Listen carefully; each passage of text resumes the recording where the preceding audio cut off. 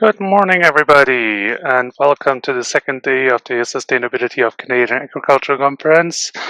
We're happy to have you today. It's going to be a full day. Um, Please note for the times, it's Manitoba CST time. So if you're in Ontario, add an hour. For Alberta, subtract one. So we're starting with the HOLOS model workshop from 9 to 12. Then we're heading straight into the Ted Poyser lecture that's running live and in person at the U of M, but we're live streaming this to this channel here. Laura van Oord is speaking on linking soil health to crop yield and resilience based on BMPs. Can it be done? Can it be scaled? And then in the afternoon, we're going in our panel discussion on adopting best management practices, understanding producer decision making. That's going to be at 2 p.m. CST. And this is bracketed by our student video sessions, where you can see what the master students are up and PhD students are up in the research and what exciting things they're doing right now and working on. And please note that you can vote for your favorite student video tomorrow in the People's Choice Award. So please take a look at the student videos and ask them all the questions that you like. What I'll do is gonna quickly introduce you to the HOLOS model, and then I'm handing over to our software developer, Aaron McPherson, to give you the HOLOS model training. If you have questions about the model, please put them in the Slido chat. Sarah Polk and I, we will do our best to respond to the questions in writing. If we think it's something that Aaron can actually demonstrate, we'll notify him and he'll make a little add-on in his presentation to take care of the question. And hopefully we do have a little bit of time at the end for Q&A. So hopefully we can do the best job possible. All right. HOLOS model. Please advance the slide. What we're doing is essentially our team builds a software, a desktop application. We call it the HOLOS model. It's meant for basically everybody who's interested in farming and wants to calculate greenhouse gas emissions. But the base idea is here that we allow farmers to essentially test the effect of management practices on their farm's greenhouse gas budget. So basically to investigate which management practices influence greenhouse gas emissions and by how much. And so the idea is there that you can't really see greenhouse gas emissions, which is why if you're managing your farm, you can't really observe the effect. So the model gives you a way to explore this. Just to note, the model is freely available and open source on GitHub. Advance. And advance twice, please.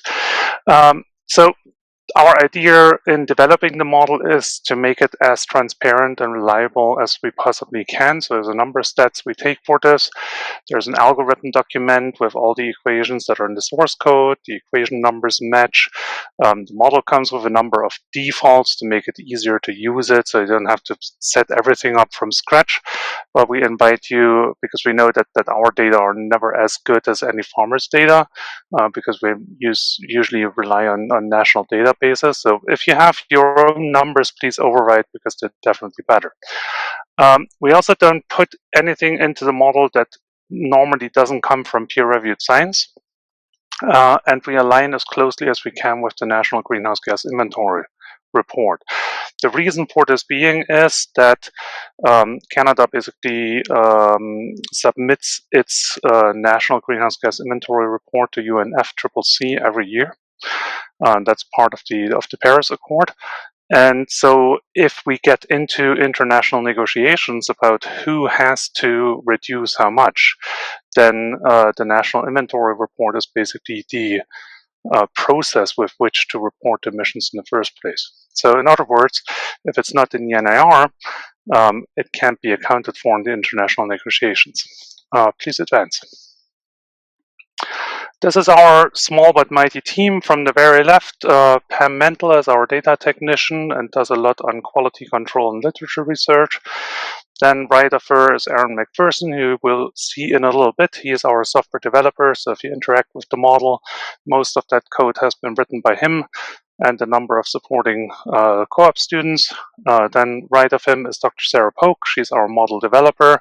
You will see her later in the student video session, but she is responsible for much what's going on in the algorithm document while I try to help out. And then last but not least, you have myself, and I try to present the model where I can, work with people, network, collaborate, try to ensure that we have the money we need. Advance. So what does the model do? It calculates greenhouse gas emissions alongside basically according to the NIR from all the sources that are on the farm. So we're accounting for cropping systems, we're accounting for the different livestock groups that are commonly available on Canadian farms. And Sarah did a lot of work to basically implement this cycle of carbon and nitrogen in the model as well. Please advance 3 times. So in this context, we do account for the manure that animals poop out on pasture, for instance, or that ends up in manure that ends up in storage systems. This can be reapplied to specific fields. And there is a functionality basically where we use the number of animals on pasture to calculate how much biomass was on that pasture, but it's not a productivity function. So you can't basically say, I'm putting animals on a field and then the model calculates for me how much weight they gain. This is still a user input. The model also comes with a number of upstream emission estimates, for instance, for electricity generation and fertilizer manufacture. This is used for people who want to do a carbon footprint analysis. That's a kind of a substantially different approach to a farm greenhouse gas budget. And if you have questions on how to do an LCA or a supply chain kind of emissions estimate, please be in touch and we can talk you through it. Advance, please. So what our team of 4 does is basically the main task is to develop the HOLOS model. We do support a number of users as part of our work. So if you know about the AFC-funded living labs, many of those have chosen the HOLOS model to do their GHG accounting. And so we're trying to be available for training as well as troubleshooting the model when they run into trouble. We also working on supporting the national GHG inventory development, basically because the model is open source. There's an algorithm document. It's based on scientific literature, so say it's a good basis for the NIR to adopt some of the calculations that we're implementing. That said, we always need to access and figure out where do we get the activity data from that then can go and flow into the GHG inventory. Advance. Other than that, we're working with multiple Canadian universities as part of student trainings, and this has been, I think, a beneficial thing to do because the HOLOS model is simple enough to be used as an education tool and kind of provide students with an entry to modeling. And we also support students that basically want to use the model as part of their theses, be it on the master or PhD level. Advance. And then we have a number of government branches that get into the HOLOS model, kind of trying to utilize this ability to say there is something that aligns with the NIR, but we have dynamic emission factors in the model, so we can use this to explore certain policy options. Same in the same way, producer groups, industry, and banks are adopting the HOLOS model to kind of make more specific assessments of farming systems that they work with. And last but not least, we do have international partners. Probably the most prominent one is the HOLOS, the Irish HOLOS version that the project partner is intending to expand into the European Union. Advance. So as I said, the model is free and for everybody available. So you can go to the AFC HOLOS page and download it. But you can also come to our GitHub repository where we basically list all the supporting information that we have, like a user guide. There's the model training there that you will be using today. There's also the algorithm document. There's a frequently asked questions because the model can't do everything basically that you wouldn't really want to. But there is a couple of tricks that you can implement, say, to do some of the things that the model isn't ready made for as of now. There's also a discussion forum for feedback, and you can always ask for new features, although given that we're only 4 people, it will take us some time to work on them in advance. So what we are continuing to do, and Aaron is already working on this, is an Apple version. Right now, the HOLOS model is Windows only, and we've heard the users and the feedback that we're getting that Apple compatibility is desired. So hopefully we will get a prototype for this soon, and then we're going to look for stakeholders to help us review the interface and give us ideas to improvement. We also are on the hook, so to say, to work with the Living Labs to implement their beneficial management practices more explicitly.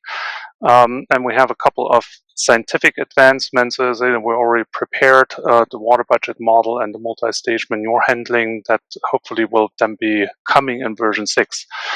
A more long-term approach is basically the wetland component and dynamic economics, and this is something where we rely on other groups helping us with the development because we just don't have the expertise in the team. Advance. Last but not least, these are all the people that helped with the HOLOS model in the past, and so you can see HOLOS Classic that came out in 2004. So there is a long history of the HOLOS model before we even started, but we would like to thank all the people that helped us with the model and all the scientists in AFC that help us with the HOLOS model development and the data. The QR code gets you straight to our GitHub repository. And if something doesn't work at all, feel free to drop us an email. However, we would love to have you use the discussion forum because then we have a repository to basically help others that might have the same question. All right. With this, I'm handing over to Aaron, and he will guide you through the training. Please ask as many questions as you feel are coming up and you want to get answered, and we'll try to help you out. Thanks so much. All right, thank you, Roland. Good morning, everybody. As Roland already mentioned, my name is Aaron McPherson, and I'm the software developer for the HOLOS project. And today we'll be spending about 2.5 hours going through the training guide. So the format of the training will be, I'll be giving short demonstrations of about 5 to 10 minutes in length, and we'll pause for another 5 or so minutes so that you can follow along with your installations of HOLOS. We'll be having about 2 bathroom breaks on the hour, so there'll be some time to take a rest, so we won't be sitting in front of the computers for the whole 3 hours. And with that, we'll get started. All right, so when you're first starting up HOLOS, you're going to see this screen here. This screen allows the user to open existing farms. So if you've been using HOLOS in the past, you'll have the option to open existing farms. HOLOS also gives you the option to import farms from colleagues. So if you have somebody working on a different farm and they would like to share results with you, you have the option to receive that exported farm by email or some other method, and then you can import that farm into the system. For today's demonstration, though, we're going to be creating a new farm. So we're going to click on the new button here. And now HOLOS gives the user the option to give their farm a name and some optional comments. So it's going to give this a simple name here and add some comments here.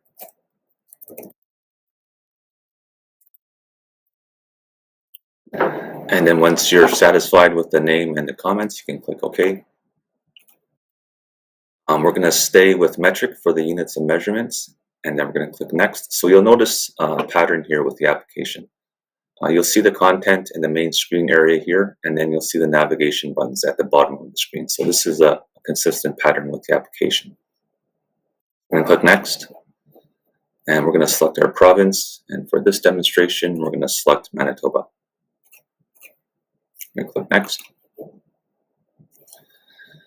And now we're at the farm location screen. So here is where you select the location of your farm. So you can see on this screen here we have some options to zoom in and zoom out.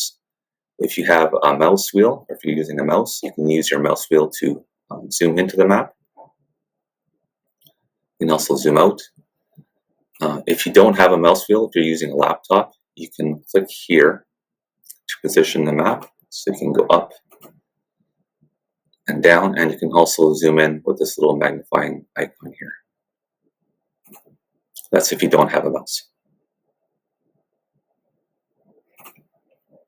All right, so for this demonstration, our farm is going to be located between Portage-la-Prairie and Winnipeg. And you'll notice that when you hover over these red polygons, you can see something called the polygon number. So for example, here we have a polygon number of 859009. So for our farm here today, we're going to be looking for the polygon number of 851003. So I mentioned this between Portage-la-Prairie and Winnipeg. So here's Winnipeg and here's Portage-la-Prairie. And we found our target polygon with an ID of 851003. So now HOLOS is telling us to right click to select this polygon. So we're going to right click. And now HOLOS is going to download some daily climate data. And this daily climate data is used in most of the GHG calculations within the system. So one thing to note here, when you're selecting your location within the polygon here, it's important to select the precise location. So I clicked here, so there's an indicator here saying that I clicked here. But if I click down here within the same polygon, I might get different climate data. So it's important to select the precise location of your farm when you're on the map screen here. Okay, so now that I selected my polygon, on the right here, there's a sidebar that popped out. And this is called the Location Details Information screen. So here we can see the polygon number, which is this polygon here. We can see the eco district, the eco zone. And if we go down here, we can see the soil tab, or the soil zones tab. And if your polygon has more than one soil type, you'll be able to select your particular soil type from this list here. By default, HOLOS goes going to select the first one. So if you're happy with this default soil type, you can just leave that selected as is. And also we have something called hardiness zone tab. So if you know your hardiness zone, you're able to choose from the options presented here. But we won't be going into hardiness zones today. For climate data, so if you have custom climate data and you don't want to use the NASA daily climate data for whatever reason, you have the option to load your own custom climate data. And so the format of this custom climate data would have to be a comma separated value file. So basically an Excel file with columns and rows specifying each day. You'll have precipitation, evapotranspiration, and temperature. So you do have the option to load your own custom climate data here. All right, so we selected our location, we selected our soil type, we were given the option to upload our own custom climate data. And we're going to pause here before going on next, so you can have about 5 minutes to find this farm on your map, and then we'll continue on after that. So we'll pause here for about 5 minutes.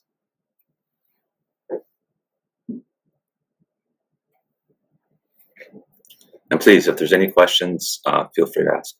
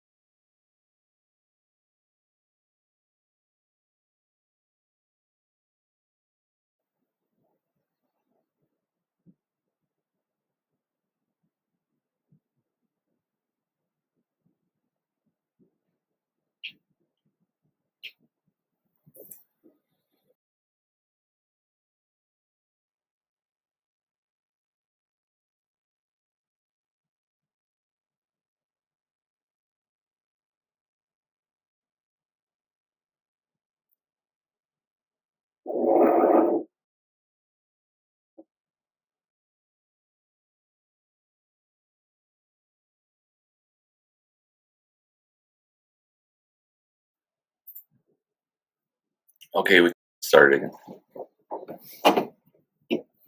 All right, so now that we have selected our farm's location on the map screen, we're ready to proceed to the component selection screen. So we're going to click Next at the bottom of the window. And here we are at the component selection screen. So by default, your farm is going to start off with no components. So we're going to have an empty farm. So here you can see two columns. On the left, we have the available components. And on the right, we have the My Farm column. So the idea is to drag and drop components from the available components to the My Farm column. And in that way, you'll be building your farm with components. So animal components, field components, etc. So starting off, we're going to add a component under the land management category, and we're going to drag and drop this field component here. So we're going to click, and then drag over to My Farm, and then you'll notice that the screen updates, and we have a new field called field number 1 here. So we're going to change the name of this field here to wheat and hairy veg. So by default, you'll just get a field number 1 or number 2. But we're going to change that so it's more descriptive.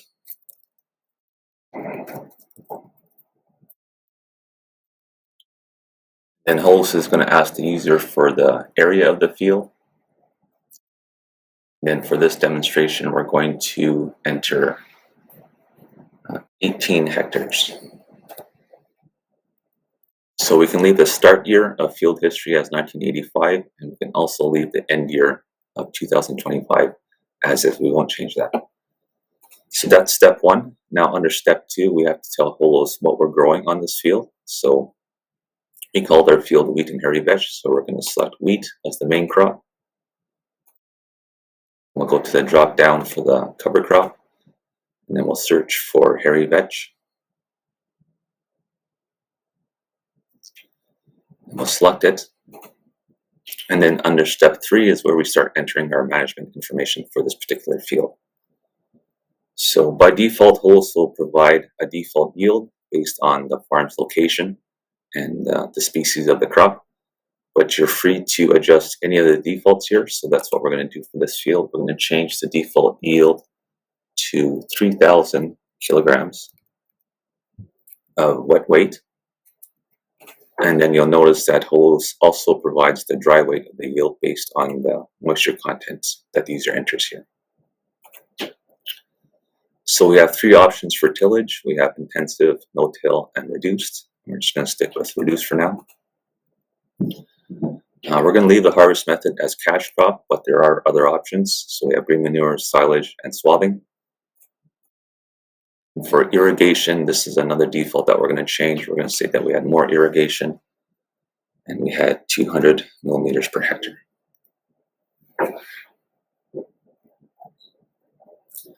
All right, so that's the management that you can change under the General tab, but we also have a Fertilizer tab. So we're going to click on the Fertilizer tab. If you want to apply fertilizer to your field, you would click this Add Fertilizer Application. And by default, you can see here, HOLOS says suggested an application rate based on the yield that we entered previously. So we entered a yield of 3,000 kilograms per hectare. So HOLOS is suggesting 424.2 kilograms per hectare of this particular product, which is urea. But again, you have the option of changing the blend. but we're going to leave it as urea. And that's basically how you add a fertilizer application to your field, but there are more options and information that you can view. So if you go to the show additional information and click yes, we can see some additional information here. So we have atmospheric nitrogen deposition, we have nitrogen fixation. If you want to add additives, you have the option to select this drop down and choose your additive. And then we also have some blend information for urea in this case. And then finally, we have some totals that would be applied to the field based on this information.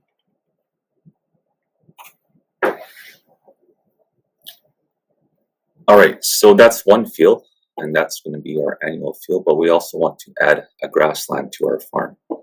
So we're going to go to the available components, and we're going to drag and drop another field.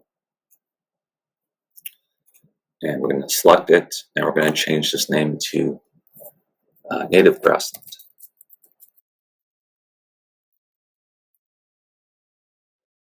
This field is going to be a little bit larger, so we're going to change the area to 100 hectares. And again, we're going to leave these two values as their default. And we're going to come under step 2, and we're going to change the crop type to a perennial type. So we're going to scroll down until we get to our perennials. And then we're going to select rangeland native. Okay, so for step 3, under the management, we're going to change just the irrigation. So we're going to change the irrigation to 0. And we also won't go to the fertilizer tab because we're not going to fertilize our rangeland.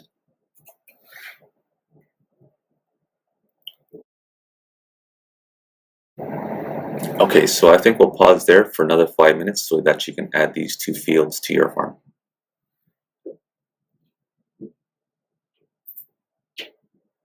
Again, if there's any questions, feel free to ask.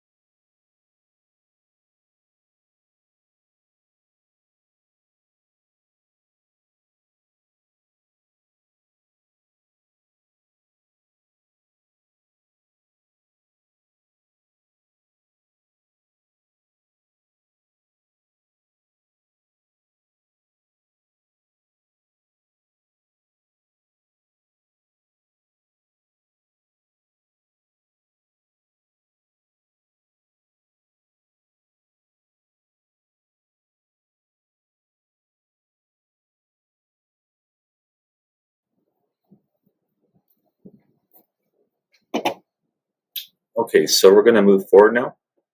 So we just added 2 fields to our farm. We're going to add one more component under the land management category, and that's going to be the crop rotation component. So I'm going to drag and drop one crop rotation to my farm. And under step 1, we're going to change the area of these fields, or there's going to be fields in our crop rotation. So they're all going to share the same area, which is going to be 70 hectares.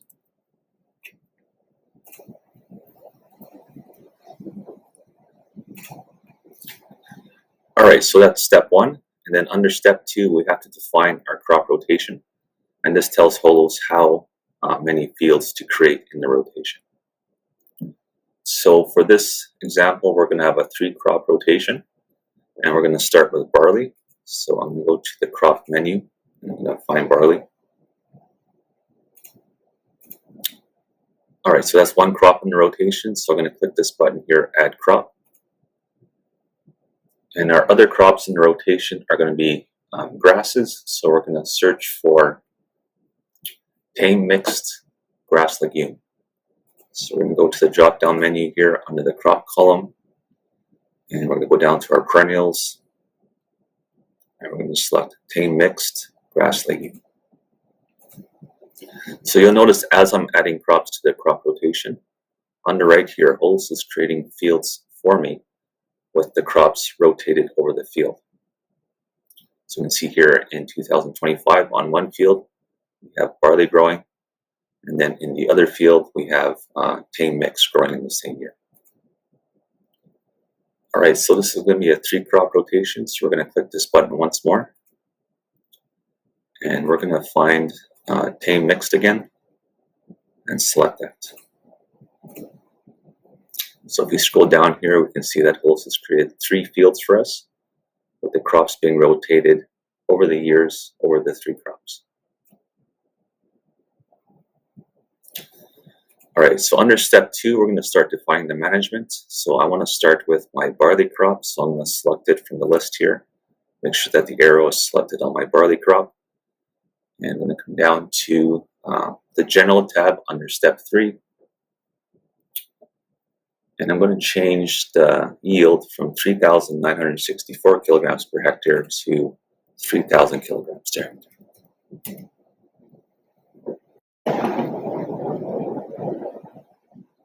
Okay, so that's all the management that I want to change for my barley crop. But we're going to go back here and change some settings for 2024 for our tame mixed crop. So by default, when you're selecting a perennial crop, you'll notice on the General tab that there's no input box for yield. So the way we define a yield or a harvest for a perennial is to go to the Harvest tab. So you'll notice that the Harvest tab only shows up when you have a perennial crop selected. You won't see a Harvest tab when you have an annual selected. All right, so now we're going to tell HOLOS that we had a harvest on this field. We're going to leave the default date of the harvest as is. We'll leave the growth stage as is, but we want to tell HOLOS what the total biomass harvested was. So we're going to say we had 5 bales, and each bale weighed 500 kilograms. And leave the moisture content as 13%. And now we're going to go back to our last crop in the rotation. Select that, and we're also going to go to the Harvest tab, and we're just going to copy the same harvest information from the previous year, or from the last year, I should say. So it's going to be 5 total bales with a 500 kilogram bale weight.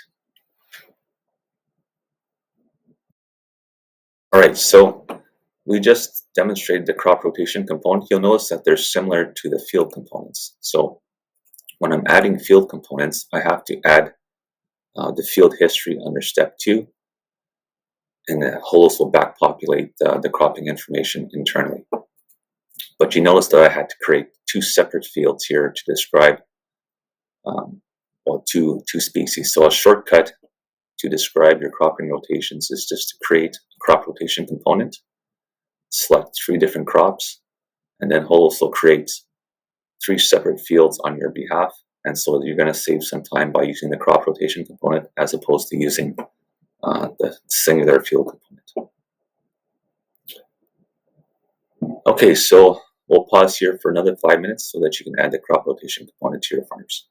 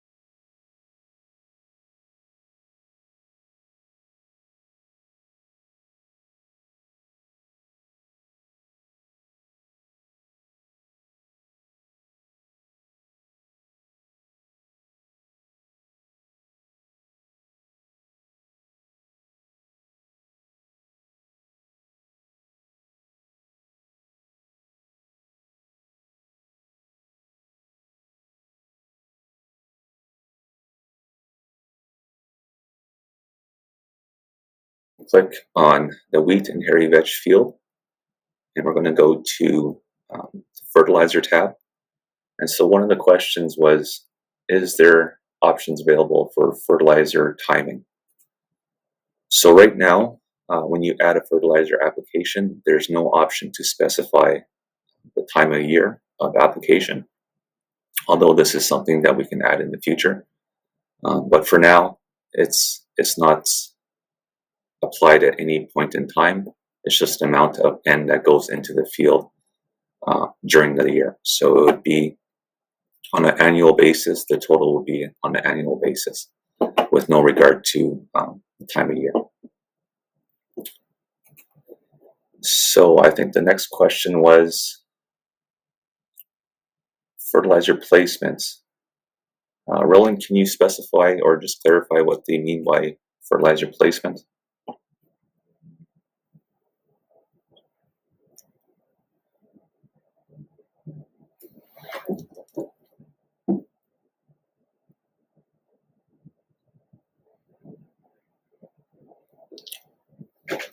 Okay, so there is an option under this column called method. This column won't show up though unless you have this option here selected. So show additional information, make sure that's selected to yes. And then once you select your blends, like urea, you have your application rate, you can select the method of application here. So by default, we have incorporated or partially injected, but we do have some other options here, such as broadcast and fully injected. And then by selecting one of these options, it would affect the N2O emission results because it changes the emission factor that's used to calculate the emissions from fertilizer in. I hope that answered that question.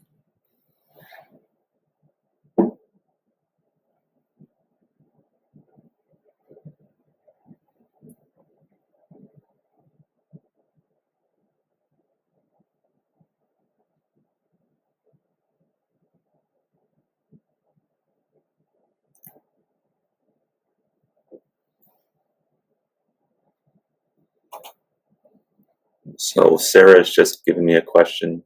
Oops, that's not for me.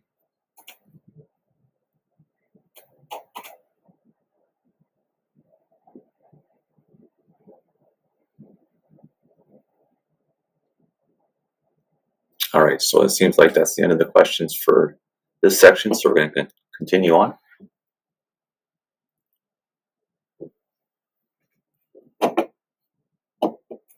Oh, one more question here. So under additives, somebody's asking about the different additives that are available for fertilizer. So again, once you click the show additional information, you'll see this box for additive. So the options by default are none, so meaning that when you apply fertilizer, HOLOS won't add any additive. So it's up to the user to come here and select one of these options here. So starting at the top, we have controlled release, nitrification inhibitor, urease inhibitor, nitrification and urease inhibitor, none, and then custom. So if you wanted to apply an additive to your field when you're fertilizing, you come here under the additional information section and then choose your additive.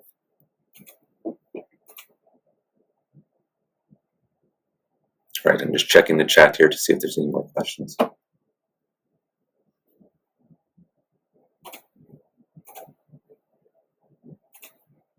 Okay, now we can move on, I think. All right, so we just looked at the land management category of components, but we also have other categories. So for example, we have beef production categories. We have dairy cattle, we have swine, and we also have sheep, and we have poultry. So there's lots of components to add to your farm. So next, we're going to start defining some animals on our farm. And we're going to start with a component called beef cow-calf. So you'll find this beef cow-calf component under the beef production category. So I'm just going to collapse this land management category since we're done with it. And we're going to drag and drop one beef cow-calf component to our farm.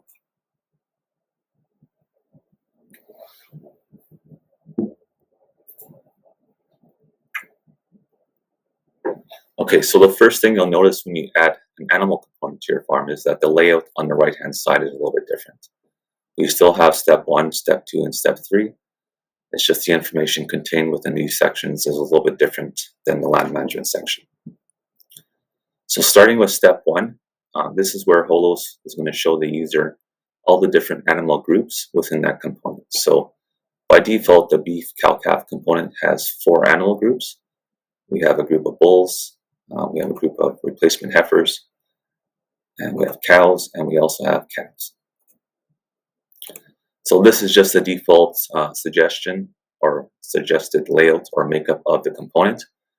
You're free to add additional groups, so you can click this add group button and then you can add another group of bulls, another group of cows, or if some of these groups don't apply to your particular scenario, you can just remove them from the component.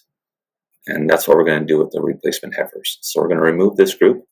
First, we're going to select it, and then we're going to click the X to remove this group from our component.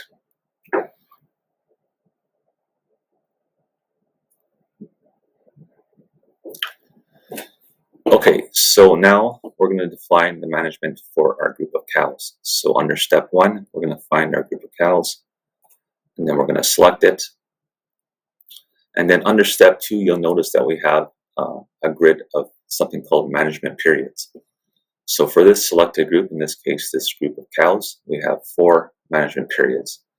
And this is just how you break up your management of the animals throughout the year. So a management period will have a name, a start date, and an end date, and then a number of days associated with that management period. Okay, so to define management, you want to make sure that you select the correct management period under step 2. And then under step 3 is where we can start changing the management for this group of cows.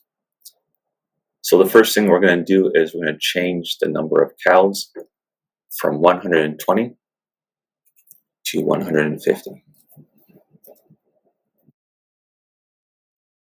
And so we're going to do this for all of our management periods. So we started with the first one, which is winter feeding / dry. And now we're going to go to winter feeding - lactating.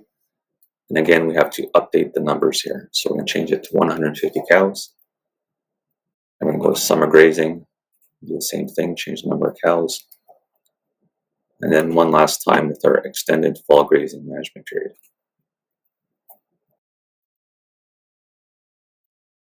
All right, so I'm going to go back to the first management period because we have some additional information to change. So we changed the number of animals, and that was on the general tab, but we also have a diet tab. So we're going to go to the diet tab, and what we're going to do is we're going to add a custom diet for our cows. So by default, under step 3 for the diet tab, the user can come here and define a specific diet for their group of cows or their group of bulls or calves. So HOLOS has about 6 or 7 default system diets that are predefined. So you can select one of these for your group of animals for the particular management period. Or if you would like to create a custom diet, that option is available too. So for this demo, we're going to create a custom diet for our group of cows. And we're going to click this custom diet creator button. So now we have something called the custom diet creator window opened. And you can see here it's got a similar structure. We've got a step 1, a step 2, and a step 3.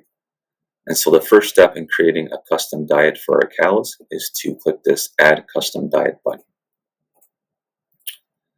And then under the first column for our new custom diet, we're going to give it a descriptive name. So we'll call it My Custom Diet.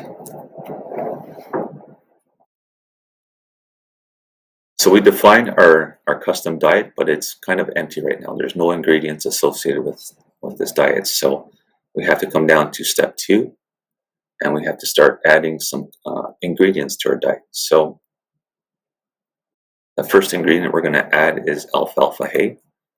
So you could search through this list here. So you can scroll down and find the ingredients that you want to add to your custom diet. Or you can just go into the search box here, type in the ingredient. And then here is alfalfa hay. So we're going to select that. And once you have your ingredient selected, we're going to click this Add Selected Ingredient to Diet button. And then you'll notice under step 3, we start to see our added ingredients for this particular diet. So this is going to be a 2-ingredient diet. So the second ingredient we're going to add is barley hay. So I'm going to search for barley hay.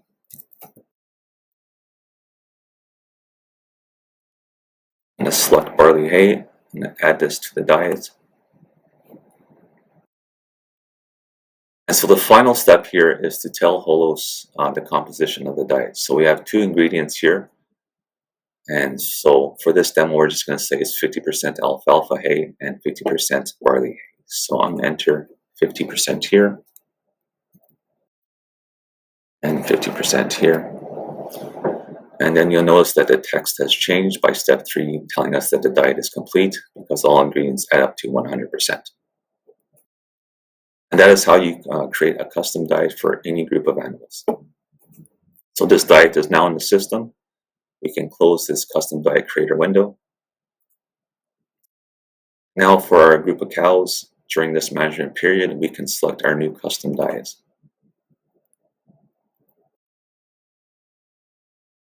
And so if you're interested in the if you're interested in the breakdown of this diet, you can click the Show Additional Information. And then you can see the diet information as it relates to our custom cow diet.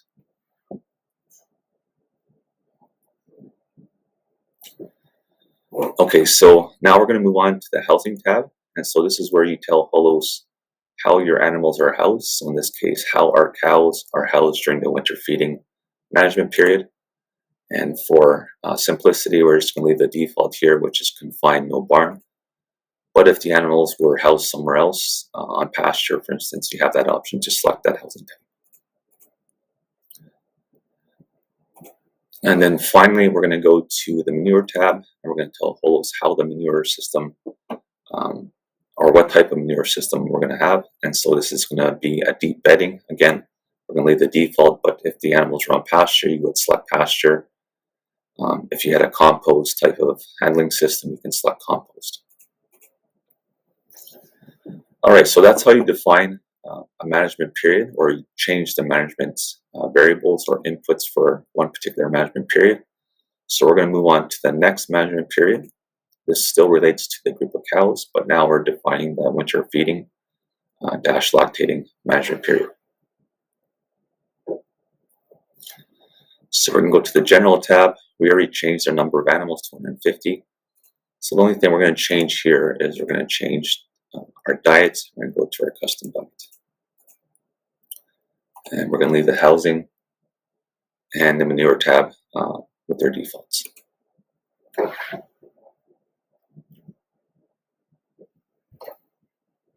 All right, so we're going to move on to our third management period, which is summer grazing. So now we're going to tell HOLOS that our cows are grazing on a pasture. And so the way we do that is we go to the housing tab and make sure that the housing type has pasture / range / paddock. And then the next step is to tell HOLOS where these animals are located. So under my farm here, we have a couple of options. We have the native grassland, and we also have the wheat and hairy veg field that we can place animals on. So for this demo though, we're just going to place this group of cows on our grassland. And we're going to go to the manure tab and make sure that the manure handling system is pasture range paddock. And then finally, for our last management period for cows, we're going to go to housing. And these animals are grazing as well because we call their management period extended fall grazing. So we're going to place them on the same grassland.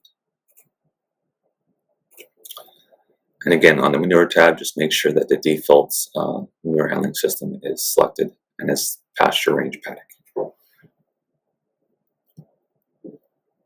Okay, so I think we'll pause there for about 7 minutes so you can follow along and add the beef cow calf component to your farms.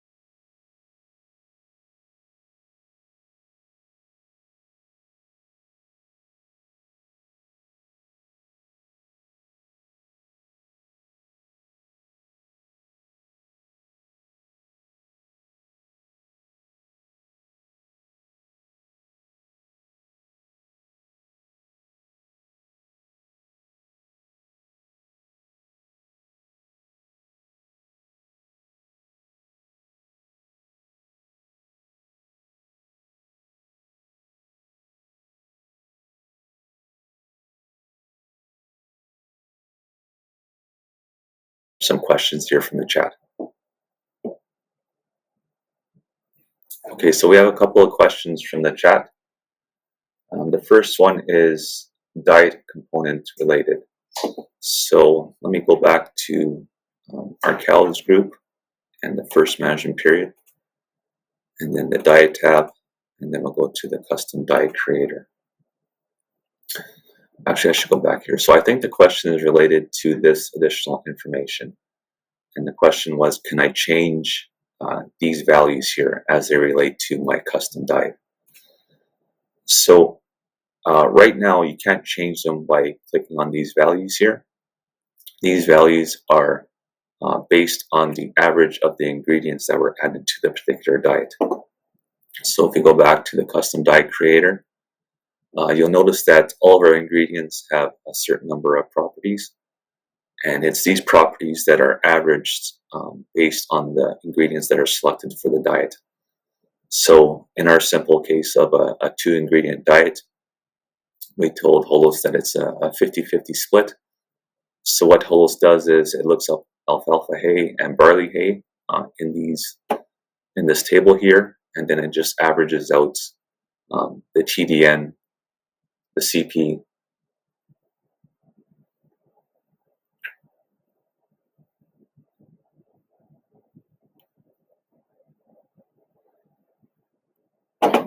So it seems that the question is related to, is it these diodes that they're asking?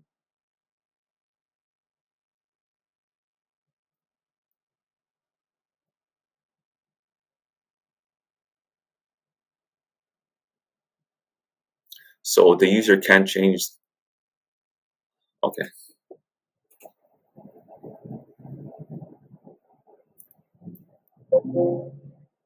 Okay, so the actual question is related to adding custom ingredients to the diet.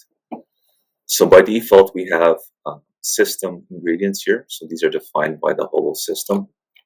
But if there's something that you want to add that isn't in the system, the user also has the option to create a custom ingredient. So under step 2, we have 2 buttons here, which is to add the selected diet to, add the custom ingredient to the selected diet. But if you don't find the selected ingredient or the ingredient that you want to add, you can create a custom ingredient by clicking this button here. So if you click this custom ingredient, then you're able to define the properties for this ingredient. One thing to keep in mind, though, is that you have to provide as much information as possible, because a lot of the enteric methane emission calculations depend on these values being non-zero, and so sometimes you get undefined behavior if you add a custom ingredient and forget to add a property. So just something to keep in mind.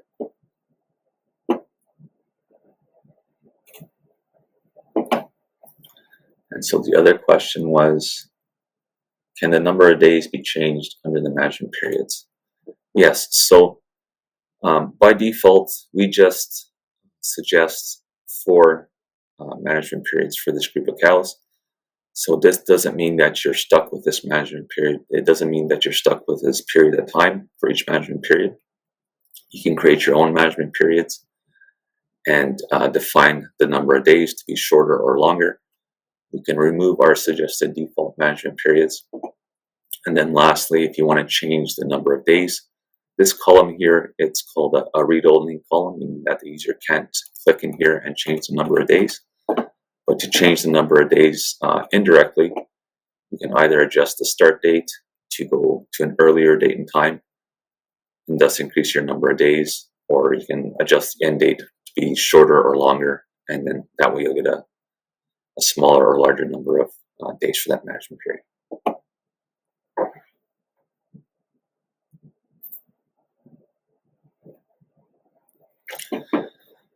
Okay, so we just rolled around to the top of the hour here, so I think we'll have a bathroom break / bio break.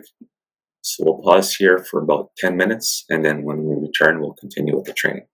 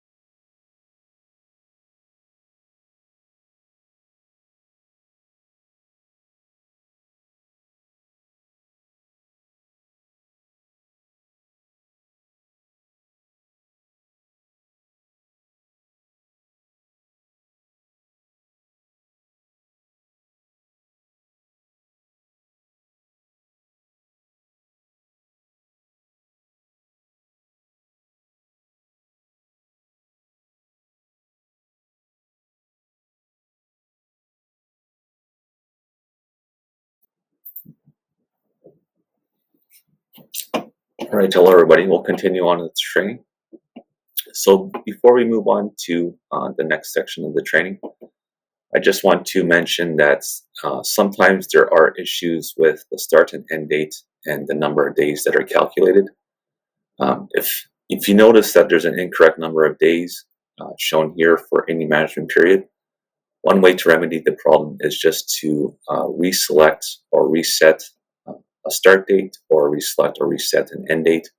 And then once one of those dates changes, the calculation for the number of days will get updated, and that should correct the issue.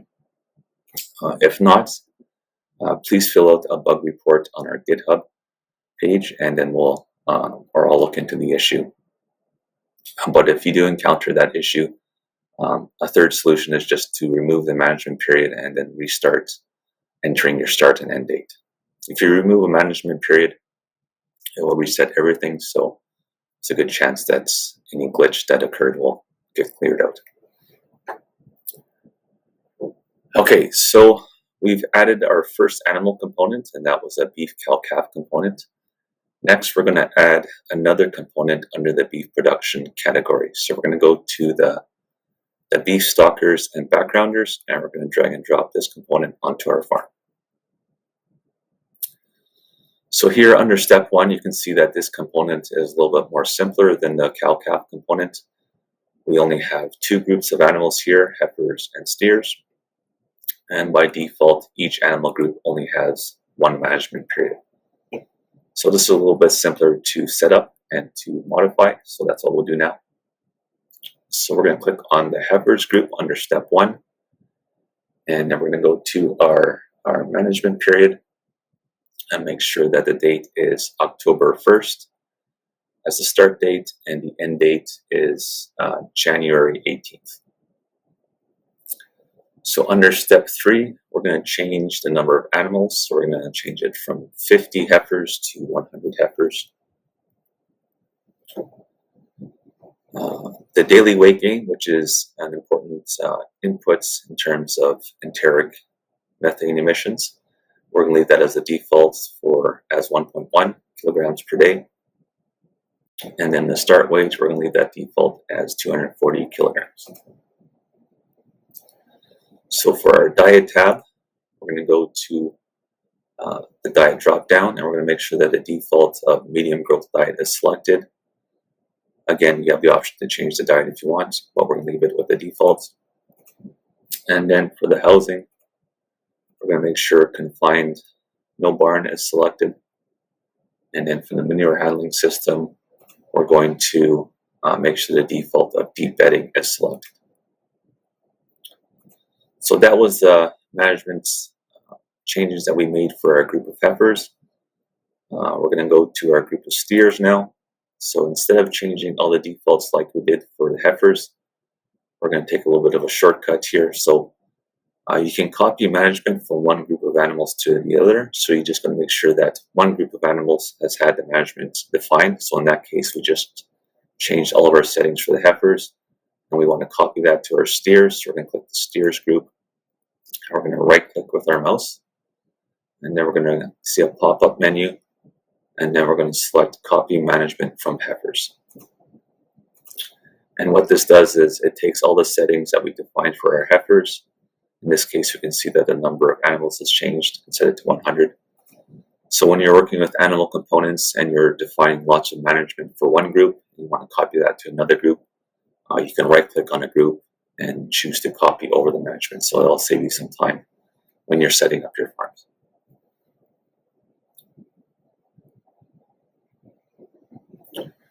All right, so the next animal component we're going to add is from the beef production category as well, and it's going to be a beef finisher component. So we're going to drag and drop that to our farm and then select it. And before I continue on, I just want to show you one way of sort of making more space for your screen.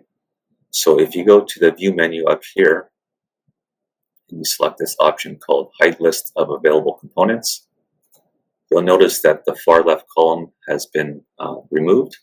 And what this does is give you more horizontal screen space. So it's just easier to work with HOLOS if you don't have that additional column. Once you want to start adding components back to your farm, you can go to the View menu and then uncheck this option here, and then you'll get your available components again. Alright, so we're going to select our beef finisher component. And this is going to be similar to the beef stalkers and backgrounders. We're going to start under step 1 with our heifers group. And we're going to make sure that the start date is January 19th and the end date is July 7th. And then under step 3, we're going to make some small management changes. So we're going to change the number of animals to 100. And we're going to change the daily gain slightly from 1 kilogram per day to 1.2 kilograms per day. And then we're also going to change the start weight from 300 kilograms to 350. So one thing to notice is that as we change the start weight, when we set it from 300 to 350, the end weight was automatically updated, and it was updated based on some information that we have here. So we have a start weight and we have a daily gain. So if you change one of these two values, the end weight will automatically get calculated or recalculated, and you'll be able to see the end weight for these new changes. All right, so we're going to change the diet for our heifers group.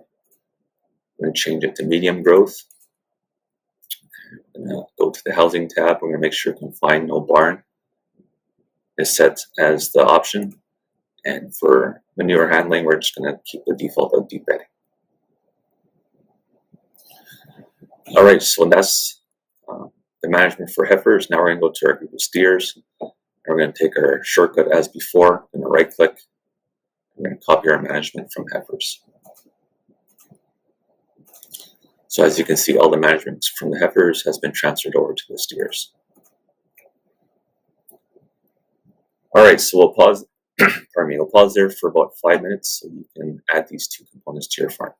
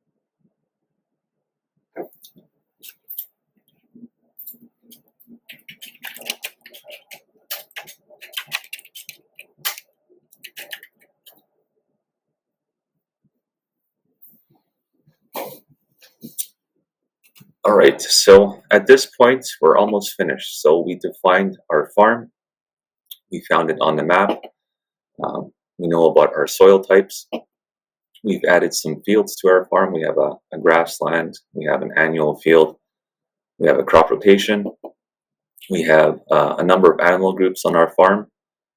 We've told HOLOS that some of these animals are grazing on our field.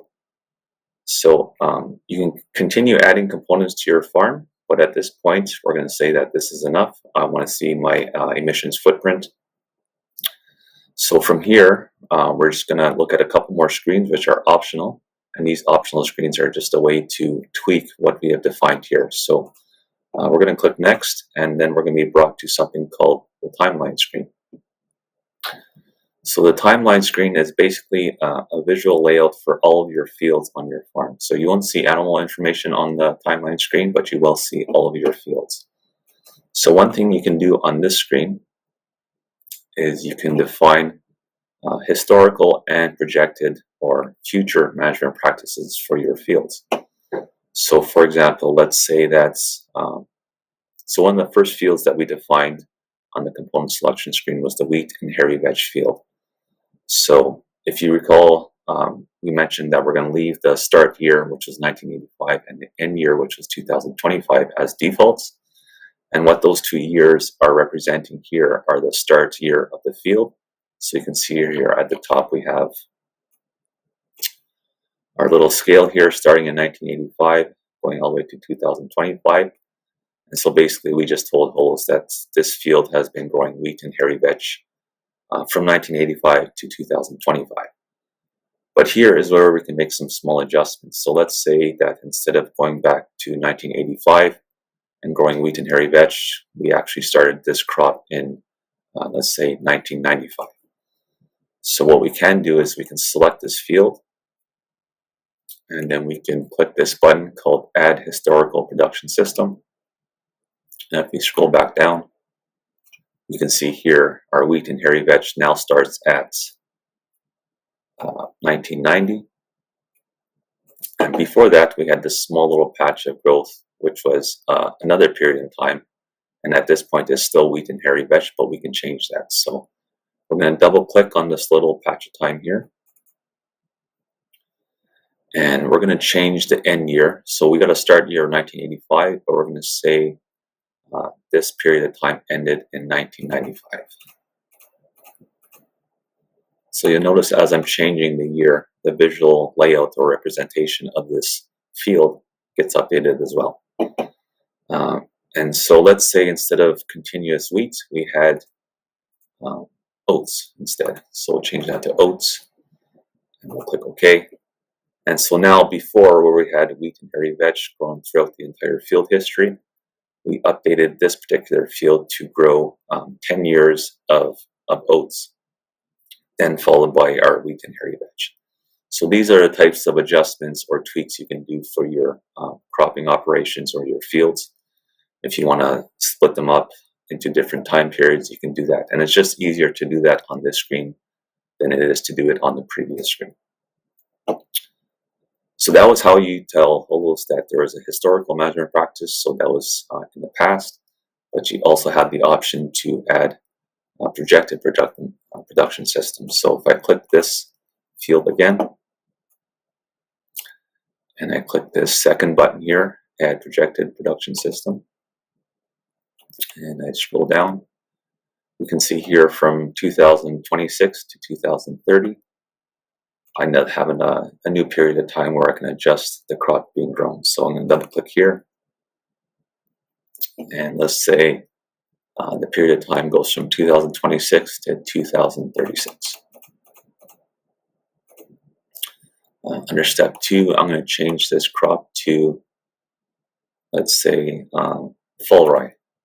And again, you can adjust the yields just like you did in the previous screen, but I'll leave the defaults here just to illustrate how you can slice up your field into different periods of time, growing different species over the periods of time.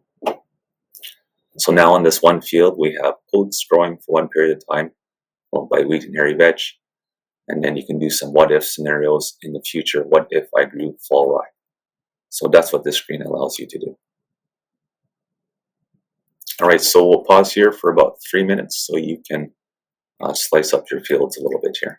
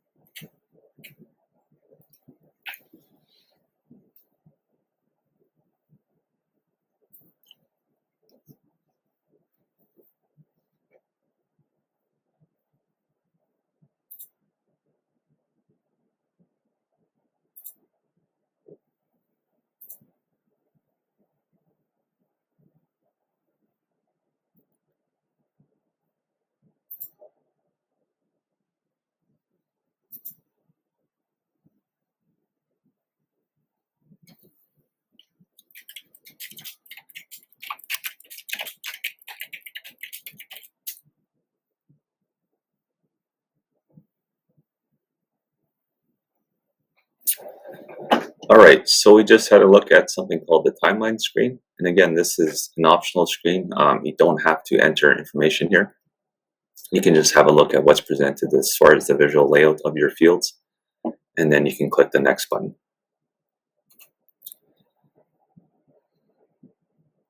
So after clicking the next button, you'll be brought to something called the detail screen. And again, this is the second optional screen before we see the final results. So you're not required to enter information here. It's only optional, but you can have an opportunity to tweak some settings here on this screen.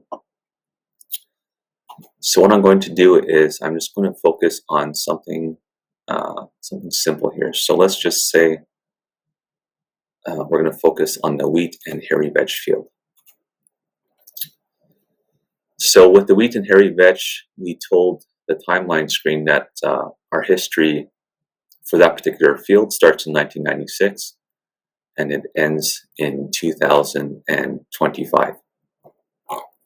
So what this screen is showing here, first of all, is, first of all, the field name. So what field we're considering, the year. So what year are we looking at? And the crop. So you can see here in 1996, in the first year of the history, we started growing wheat. And in the same year, we had a cover crop, which was hairy veg. By default, HOLOS needs some kind of yield information. And so by default, HOLOS will get this yield information that we're seeing here from something called a small area database. And so HOLOS will look at the farm's location, look at the particular crop type, and then pull out a default or suggested yield for that year. So what this does is it saves the user from having to define the yield for each individual year going back to the start year of the field's history. And this is actually an important column here. So the yield is one of the most important inputs into the soil carbon models. So when you're modeling soil carbon, we need at a minimum the yield. So this is something to keep in mind. What you can do here, though, is you can change the yields. So if you look at these yields that we provide as defaults, and let's say you have a historical record that you recorded your yields, and in, for example, for 1997, when you were growing wheat on your field, you know that you had a recorded yield of 2,500 kilograms per hectare. That's something that you can change here on this screen, and then HOLOS will look at that updated yield value and adjust its calculations accordingly.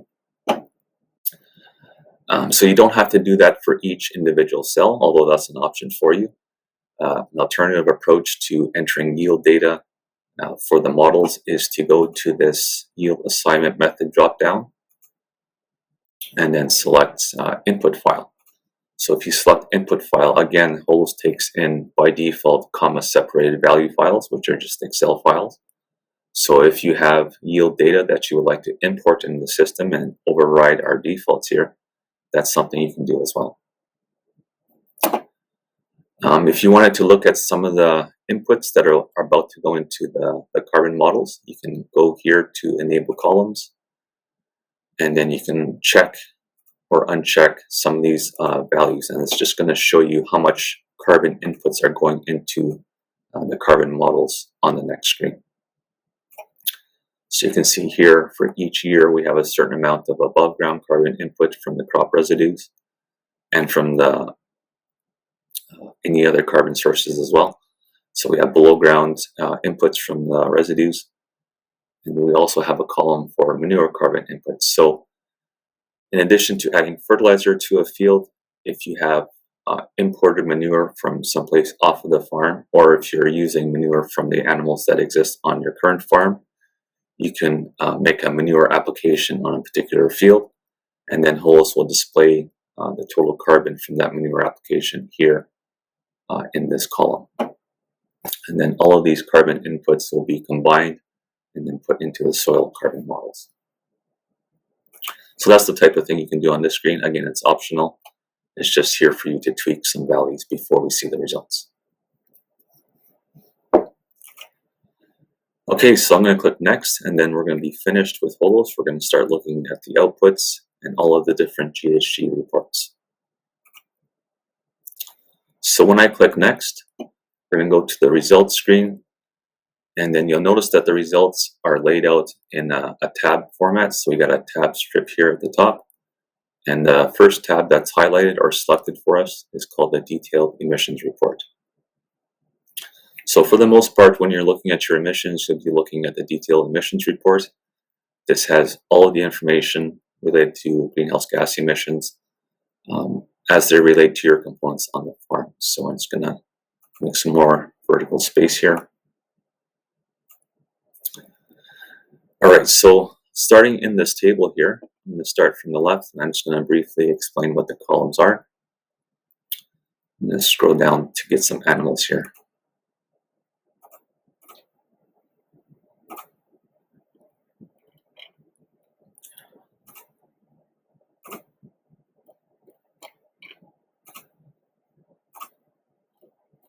I'm going to find out where my animals are, what year they're in.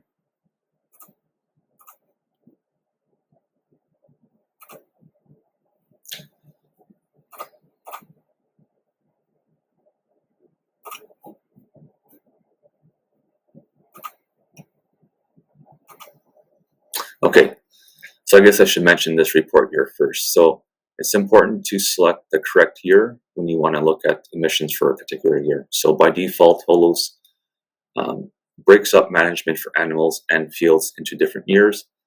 And by default, this report here, this detailed emissions reports, will only show the outputs for the selected year here in the report year. So for 2025, I selected this because I had animals being managed in this year and also crops. Okay, so starting back on the left, we have the farm name. So the reason HOLOS shows you the farm name here is because if you have more than one farm in the system, let's say you have 2 or 3, you're able to compare farms side by side. So if you're comparing more than one farm, you'll see more than one farm name, and that's just a way to identify which farm you're looking at. The next column lists the component name.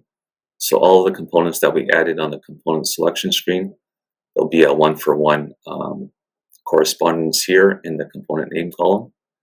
And then for each component, there's a sub-breakdown either by animal groups or by year. So for example, we have beef stockers and backgrounders, and then we had 2 different emission sources. One was the group of heifers, and one was the group of steers. So if we scroll to the right a little bit, we can see here our first output for GHG emissions is something called enteric methane. And so by default, our units of measurement or output are kilograms of CO2 equivalents. You can change that by going to the units of measurement dropdown. And you can see here we have kilograms of CO2 equivalents, but you can change them to megagrams of CO2 equivalents or kilograms of the raw GHGs. So there's a few options for display here. And so our next column is manure methane. So this will show you the manure methane related to each individual animal group. And then we have direct N2O, indirect N2O. And then we also have some energy calculations and emissions, which are farm energy. So this would be energy for fuel usage when the tractors are applying the fertilizer. And upstream CO2 emissions these are related with the fuel components when we're talking about at the gate emissions from the production of fertilizer, for example. So that was our animals. We have our beef and cow-calf, and we also have our crops. So for example, if we look at our crops emissions here and start with our wheat and hairy veg field, you can see that the emission source is the field itself. And then moving over here, these enteric and manure methane emissions don't apply, so they're grayed out here. But we do have direct and indirect emissions assorted with crop residues and nitrogen fertilizer applications. And then here, we do have an upstream CO2 emissions, and this is associated with the fertilizer that we applied to our field. Okay, so one more thing that I'll show in this report is right now we're looking at the annual format of this report. So we're seeing everything on an annual basis. but we can change the report to monthly. And once it recalculates some results, we're going to see a monthly breakdown of our emissions for this farm. So I'm going to change the year back to 2025. I'm going to scroll down to our animal section. So again, under this finishing column here, we're looking at the beef finishers, and our emission source is heifers. But this time, we're looking at a monthly breakdown. So if you are looking at the annual report and that's not giving you enough information, you can drill down to a monthly report and look at the enteric. Actually, the same information that you're looking at on the annual report, it's just broken down by month, as we see here.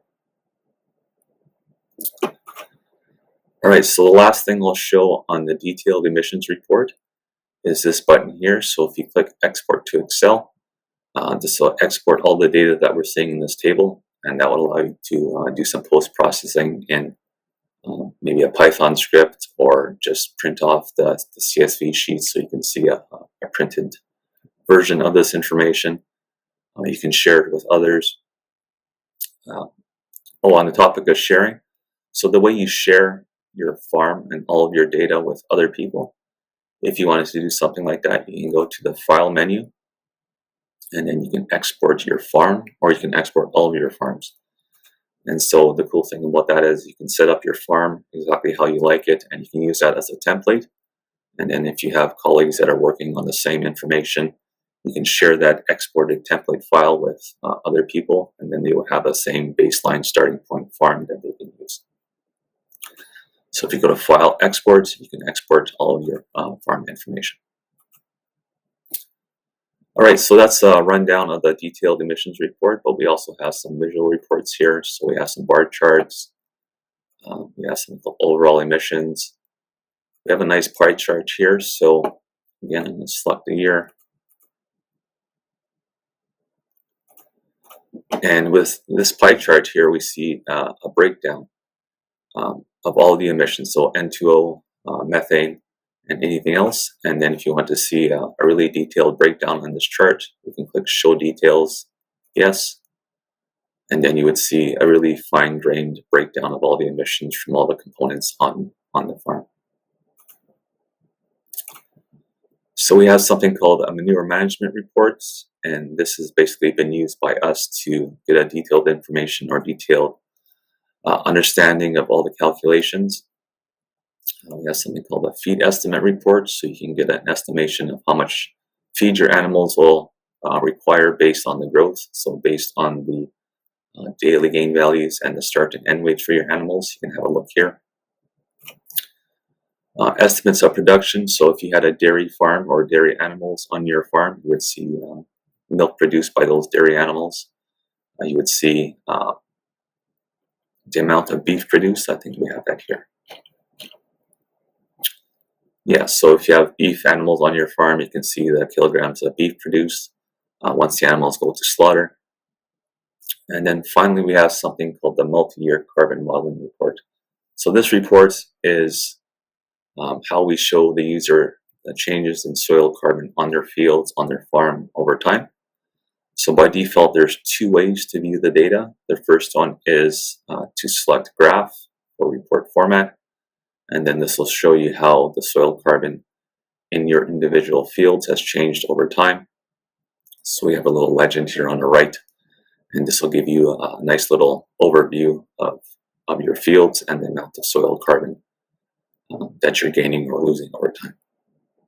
So that's the visual aspect of this report, but you can change the report format to grid. Excuse me. And again, here is where you can see an annual breakdown of the emissions and the soil carbon content of your soil in your fields. So for example, we can go to our wheat and hairy veg field, and in 1997 we can see the total soil carbon for that particular year.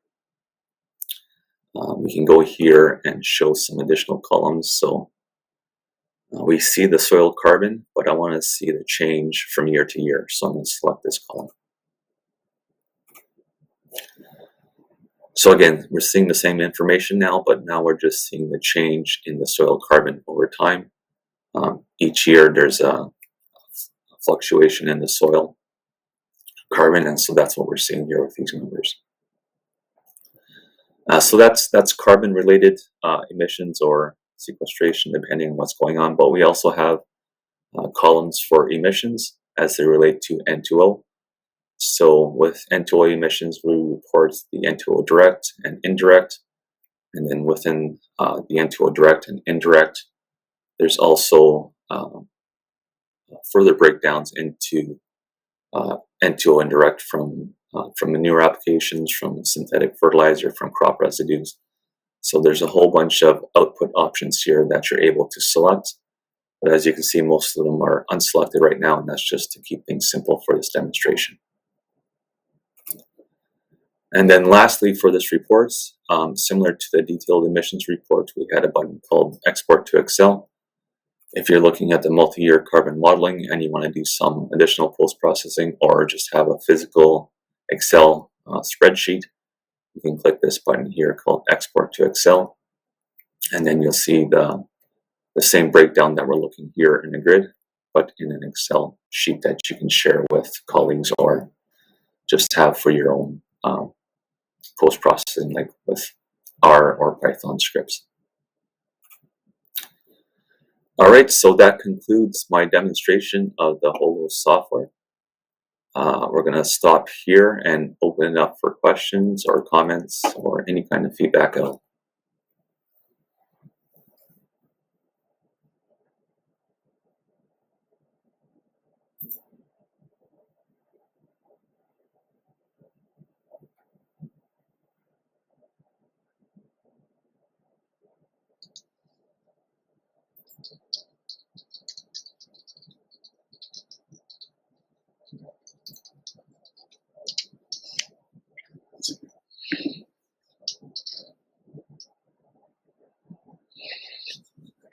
Okay, so there's one question here about comparing farms. So if the user has more than one farm in their system, as I mentioned here, there's a column called farm, and right now it's showing HOLOS 2025 because that's the only farm that we have here. But if you want to compare farms, you would go to the compare multiple farms, click yes. You would see a pop-up window of all of the other farms that you have available to compare, and then you would choose or select. To keep things simple, I would select one farm at first, so you have 2 total farms in this report. And then what's going to happen is you would see for each, if you had a second backgrounding component in your other farm, you would still have this section called backgrounding, but you would have potentially 4 rows. So you would have 2 rows for your HOLOS 2025 farm, and plus another 2 rows for your HOLOS ABC farm, which is the second farm that we chose for comparison. And then everything would remain the same in this report. You would just see additional rows in this output report. And then you can compare in line here with your second farm the amount of enteric methane emissions.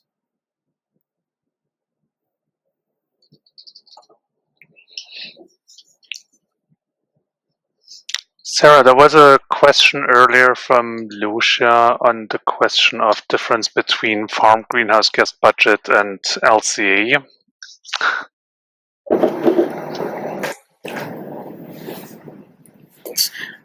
So as we've seen, can you hear me okay? Yep. Yep. So as we've seen, HOLOS is a whole farm model that estimates different greenhouse gas emissions, so enteric methane, manure methane, direct and indirect N2O, from the simulated farm. It does include some upstream emissions estimates. So these are primarily CO2 related to the energy used for the production of synthetic fertilizers and pesticides that are produced off farm but used on your farm. We don't, or the model rather, doesn't include any downstream estimates of emissions, so nothing beyond the farm gate. It also doesn't currently estimate any transport-related emissions, so CO2 related to the transport of feed or animals or manure. However, these emissions estimates that HOLOS can't currently provide, if you had them independently, you could certainly add them into the HOLOS estimated greenhouse gas emissions for the farm, and you could represent the emissions on the basis of, for example, on a per carcass or per animal basis. Quite easily, as we've seen, you could just, from the different reports that Aaron showed, you have all of your emissions breakdown, and you could just divide this total by the number of animals or the carcasses produced by your farm. If you wanted to go further and represent the greenhouse gas emissions on the basis of, a specific product, so for example, per kilogram of beef produced or per liter of milk produced, if you're looking at a dairy operation, this might require a little bit more work in terms of allocating the greenhouse gas emissions estimates. Do you want to allocate them all to just beef production, or do you want to proportion things out on the basis of, how much is actual beef and how much is other products that come from a beef animal, or how much is related to milk production and meat production from a dairy operation? And this you would have to do independently outside of HOLOS, but you could certainly do it. For example, you could allocate a certain proportion of the greenhouse gas emissions to meat and the rest to milk on the basis of, for example, the economic value of those different products. As Roland pointed out in the chat, I think in responding to one of Lucia's questions, it's, the user needs to define quite carefully within the HOLOS interface the boundaries of their farm. And so if you want to use HOLOS as part of a life cycle assessment or analysis, you want to define within the HOLOS interface those components and those elements of the farm that lead to or that contribute towards the production of the product that is of interest that you want to use as the base unit, I guess, for your life cycle assessment. I should also point out that one of the great strengths of HOLOS is in kind of what-if scenarios. And this has also been touched on by Aaron. You can create one farm with one set of management practices or scenario, and then another farm or farms with different sets of management practices. And so you could also use this as part of an LCA, what would be the impact on your greenhouse gas emissions intensity under one set of management practices versus another, and kind of see the change then in your kilograms of CO2 equivalents per kilogram of product. So the short answer is yes, you can use HOLOS as part of an LCA, but there are some caveats to that and some work that would need to be done both within the interface and probably also outside of it to represent the HOLOS outputs on a per product unit basis. I'll stop there. I don't know if Roland has anything else to add or to clarify. Well, maybe just a quick rudimentary example that I've kind of used in the past. If you had a dairy farm with a pick-yourself strawberry field, obviously because you're not feeding the strawberries to the dairy, it wouldn't be part of the dairy LCA. But if you use manure from the dairy system on the pick-yourself strawberry field, then the field would be part of it, because emissions from the dairy systems have to be accounted for because they come from the strawberry field. If anyone had a kind of a vision or grand idea of how to do this boundary selection in something like the HOLOS interface, please use the link that Sarah posted there on the issues and make a feature request, and we could potentially include this in future versions of the model. Sarah, there was another question from Av. Are the upstream CO2 emissions still scope 1? Do you have an answer for him?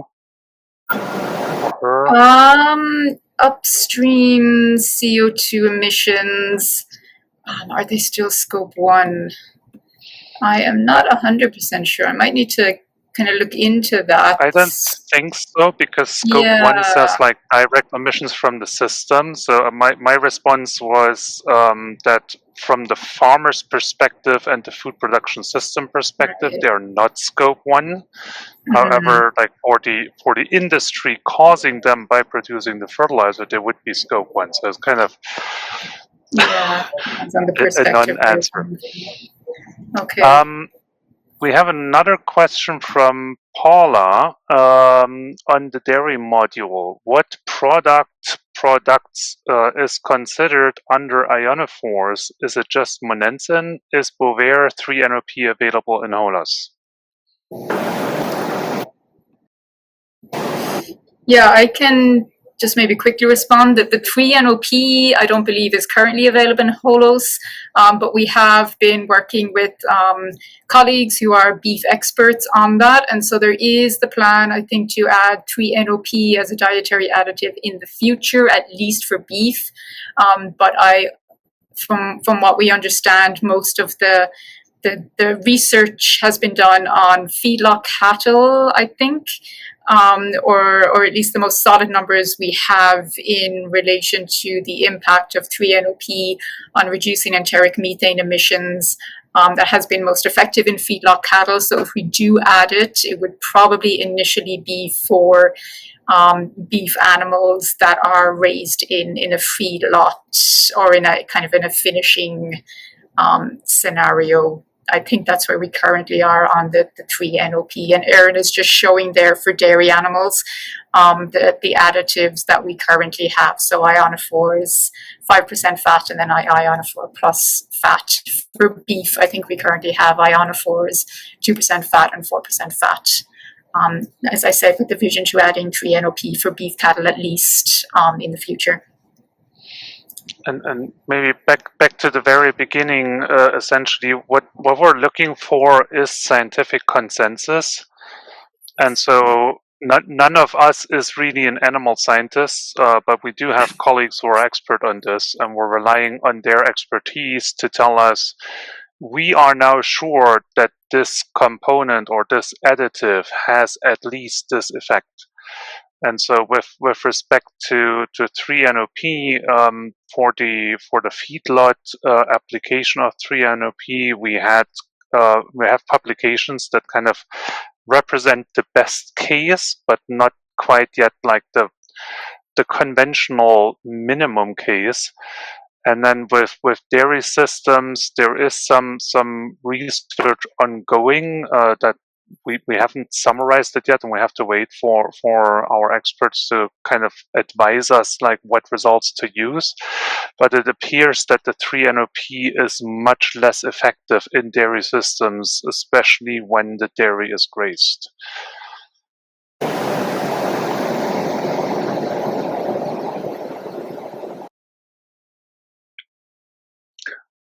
Lucia is asking, are shelter belt results combined in the soil carbon ones, or probably soil carbon results? Aaron, that's maybe a question for you.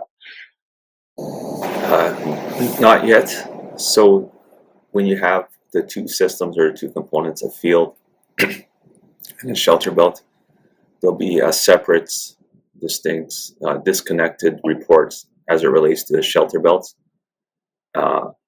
and the soil carbon gained or lost over time for the shelter belt. And then you'll have a separate and distinct report for the soil carbon as it relates to fields. The two are not interconnected in any way when it comes to soil carbon estimates. At least for now, that's how the system is set up. In the future, we can discover if there's ways to combine the values. And then Aston is asking, given that HOLOS does not account for transport and upstream sources, which I think there's a misunderstanding, could you give a percentage by which HOLOS underestimates farm emissions? So we don't account currently for transport. Upstream sources, so as I said, there is some estimation of upstream sources. So this will be CO2 emissions that are related to the production of synthetic fertilizers and pesticides that are produced off farm but utilized on farm. HOLOS does provide emissions estimates for those. A percentage by which HOLOS underestimates total farm emissions, we don't have a value for that. In the I think is it in that detailed emissions report that Erin is showing there, we do have some uncertainty estimates for the individual emission sources, so enteric methane, manure methane, indirect nitrous oxide, but we don't have a estimate for each individual farm of a percentage by which we might be over or underestimating the emissions. The way I understand the question is basically like, how far do we underestimate because we don't account? And this is something where I would like to clarify. Upstream sources would not be part of the farm emissions. So even if we don't account for upstream sources, that doesn't mean we underestimate the farm's emissions. For the transport as well, mostly transport is products of the farm to processing, and because we're stopping at the farm gate, that isn't considered. We do have a fuel consumption estimate for machine operations that are crop and soil type specific, and that does include basically then hauling grain from the field back to the farmyard. So that is all accounted for. In terms of then, are we underestimating farm emissions? We account for all the emissions that we scientifically know of. So that said, we wouldn't know basically in how far we underestimated if there is sources of emissions that we do not know yet because they haven't been measured.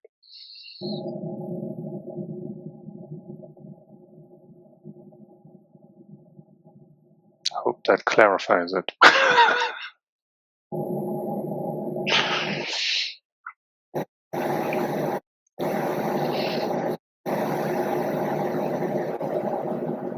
Yeah, not seeing any other questions for now.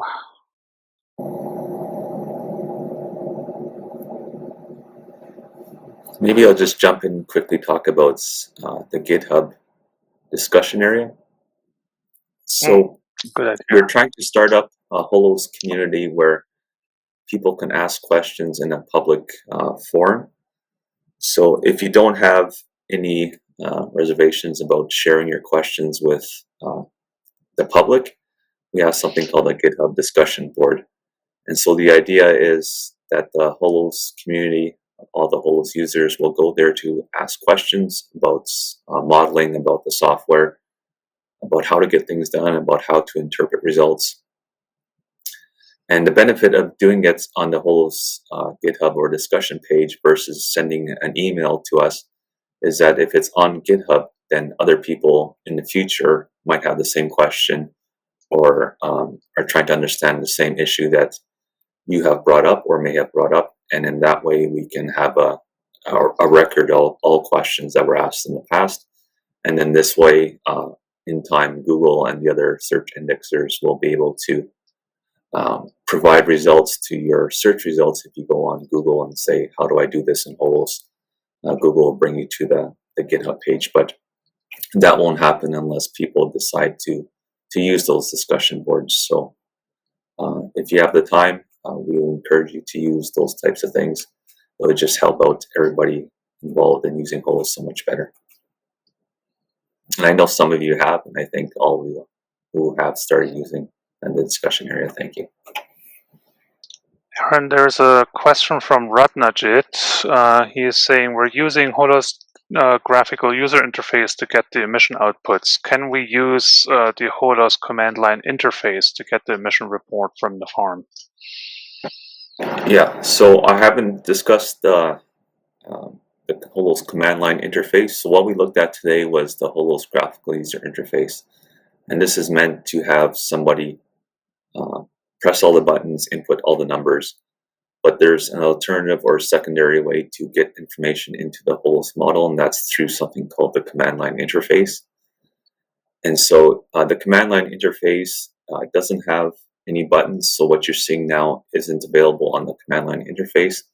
The command line interface is basically a way to have HOLOS calculate results, but by taking in text files instead. And so these text files represent the inputs into the HOLOS model. So with the GUI, we're inputting everything into boxes and text boxes, but with the CLI, the format of the input is text files. And so you can use the CLI to bypass the tediousness of the GUI where you're entering numbers in all different kinds of boxes. With the CLI, you still have to create input files, and that takes some time. But the benefit is that once you create those files, you can then change them if you have scripting experience with Python or R, and then you can sort of create your own inputs generator for HOLOS, and then HOLOS will read those input files and then output the same information that we're seeing here. So to answer that particular question, yes, you would see the same outputs that we're seeing here. It would just be a little bit different because the format and the layout of the CLI output reports are not exactly the same that we're seeing here right now. Yeah, please be in touch with us if you have further questions on this, because I think this kind of sidetracks the conversation a little bit. A question from Paula: is there an option on the platform to include separating solids and liquids in as part of the manure management? So solid liquid separation. Thanks for the question. So there isn't currently, it's not there as a default option. Typically, if there is some, management practice that would seem relevant that we haven't included in HOLOS, it's usually because we just don't currently have the scientific peer-reviewed published data required to add that management practice or that feature to HOLOS. It doesn't mean that we won't add it in the future should we be able to gather the relevant information. So it's not currently in there as a manure management practice. We do have a kind of relatively new-ish anaerobic digestion component that you can add to your farm, and manure from the livestock on your farm can be used as a feedstock for this anaerobic digestion system. And as part of that anaerobic digestion component, there is a solid, the manure can be treated there in a kind of a solid liquid separation, but just for the livestock components themselves on the manure tab, no, we don't have solid liquid separation of manure currently, but we would aim to add it if possible in the future if it is obviously an existing management practice. Sometimes hard to catch up with the newest development on farm practices, because there's always a bit of a delay once a new practice kind of takes place. Then a scientist start measuring it, makes a publication, and that's then the basis for us to put it into the model. Yeah. And again, we're always looking for user feedback on ways to improve the model. So again, via the GitHub repository and our issues page, you can create a feature request. If you think there are, practices that are relevant for your production system or region of interest, you can always add them there. There's no guarantee that these will be implemented in a future version of HOLOS. But if you put them there that you think this feature should be in there, or this practice should be in there, or this crop or whatever should be in there, at least it's then on our potential to-do list for the future. And if it's feasible and reasonable to include it, we will certainly try to. But in a future version of HOLOS version 4, as it is now, we won't be adding any new features or components. And that was a reason to go open source with the model, so that others would have an opportunity to add to the model. Given like our team is small, we can only do so much. So this is just saying basically there is no guarantee that everything that others add will end up in the model, but that is ultimately the goal. So to say why we open it up for open source development. Ross McDonald, will there be opportunity in the future to add a biodiversity index into the model to work towards the model profile of a given farm system?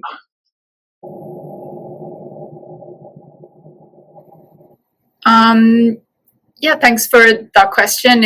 We have a very long to-do list for future versions of HOLOS, and it's at the moment split into kind of, I suppose, smaller to-do things that are kind of quite likely to go into the next version of HOLOS. And so on, that could be things like, solid liquid separation of manure.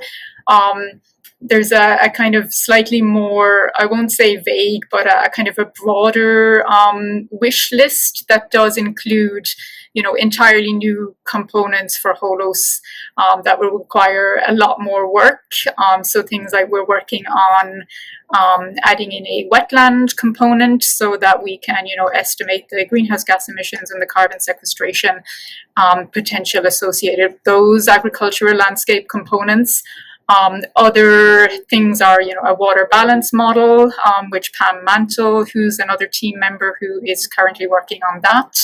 And yes, some biodiversity index or biodiversity component would be of great interest to add into the model.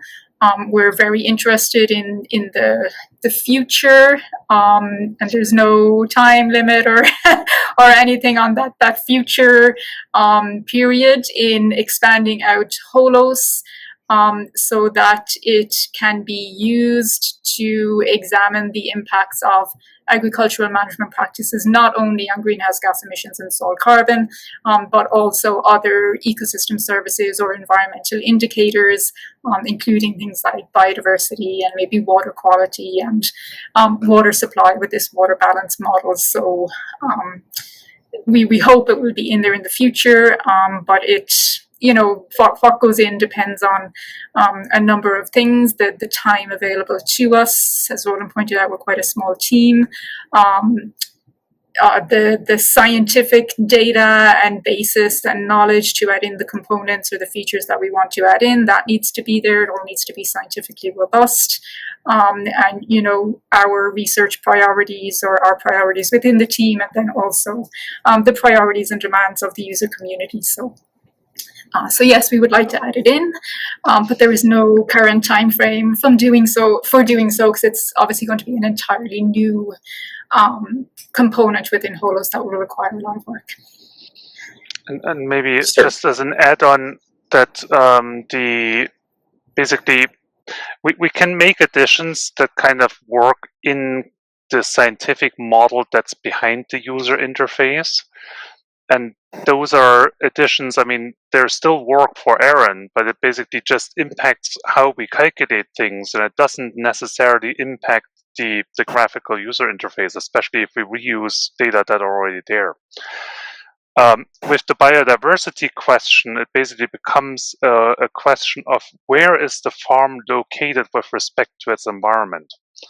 And so this means then we basically have to rework how the whole interface works, because now we're not only asking about information that are farm specific, but we also need to somehow collect information of what's around the farm to then assess in how far the management practices on the farm may or may not influence the surrounding environment. And so that makes it a bit more complicated. Sorry, Aaron.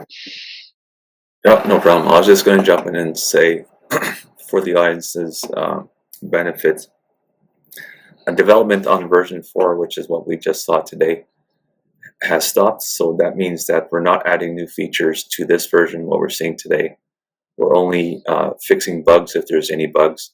But other than that, development has stopped, and the reason we stopped development on version 4 is so that we can start working on version 5. So as Roland mentioned earlier, the whole reason for developing a version 5 is so that we can have what we have right now with version 4, have it available to users who are using Mac computers. So right now, my development efforts are for version 5, and that's just to take what we have, like I said, with version 4 and make it available to users with Mac computers. So that will be version 5 when it's finished. And a rough estimate when version 5 might be done would be maybe possibly at the end of this year, beginning of early next year. And so that would conclude version 5. And then so during the development of version 5, I won't be adding new features just because we want to get version 5 out as fast as possible. But once we move on to version 6, that's when we're going to open the floodgates as far as feature requests. We're going to add as much as we can, or as much as people want us to add within the constraints of our resource availability. But for version 6 is where most of the new features will start appearing when they do start appearing. Okay, there's also a question from Carolyn. What specific information would you need in a publication to implement mitigation strategies in the model? And so that's kind of a complex question in the sense we approach essentially mitigation strategies from a Canadian lens to say if a new mitigation potential comes up, the question from us will become, is this working everywhere in Canada? Or is it just a practice that only works in southern Alberta? And so for us, the incentive is basically always look for additions that work for everybody versus something that is very specific to a very small user group. In this context, then, for instance, with if we were looking at measurements of the effect of 4R nutrient management practices on nitrous oxide emissions, we know that measurements are taken at very specific locations, and this could be AFC research stations or university research farms. The results of those are like they can look in 1 year very promising, and the next year not at all, depending on the climate or weather variability. And so we'll always look kind of over a certain period of time, and we'll try and look at different sites and different locations that we can essentially then summarize and look at a kind of national effect of the strategy.